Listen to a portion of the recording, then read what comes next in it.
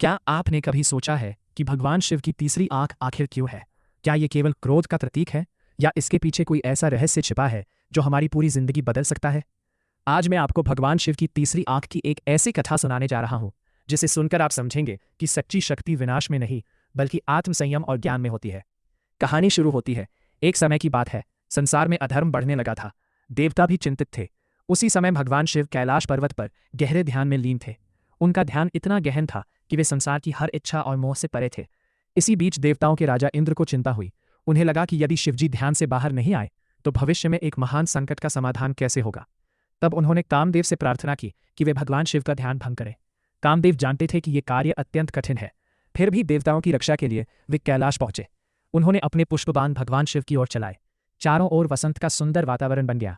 फूल खिल उठे, सुगंध फैल गई और प्रकृति मुस्कुराने लगी। लेकिन भगवान शिव का ध्यान नहीं टूटा। कामदेव ने एक बार फिर प्रयास किया। जैसे ही उनके बाण का प्रभाव भगवान शिव तक पहुंचा, शिवजी ने धीरे धीरे अपनी आंखें खोली। उन्हें समझते देर नहीं लगी कि किसी ने उनके तप में बाधा डालने का प्रयास किया है। कहा जाता है कि उसी क्षण भगवान शिव के ललाट से तीसरी आंख प्रकट हुई। उस दिव्य अग्नि का तेज इतना प्रचंड था कि कामदेव उसका सामना नहीं कर सके और भस्म हो गए। चारों ओर मौन छा गया। देवता भयभीत हो गए। कामदेव की पत्नी रति विलाप करने लगी और भगवान शिव से प्रार्थना की कि उनके पति को क्षमा कर दे। भगवान शिव का हृदय करुणा से भर गया।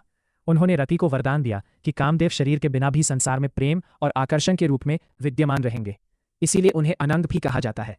इस कथा का गहरा संदेश क्या है? भगवान शिव की तीसरी आंख केवल क्रोध की नहीं बल्कि ज्ञान, विवेक और अज्ञान के नाश का प्रतीक मानी जाती है। जब मनुष्य के भीतर लोभ, अहंकार, क्रोध और मोह बढ़ जाते हैं तब उसे बाहरी नहीं बल्कि भीतर की तीसरी आंख अर्थात विवेक जगाने की आवश्यकता होती है। यही कारण है कि भगवान शिव को महादेव कहा जाता है। वे हमें सिखाते हैं कि सबसे बड़ी जीत दूसरों पर नहीं बल्कि अपने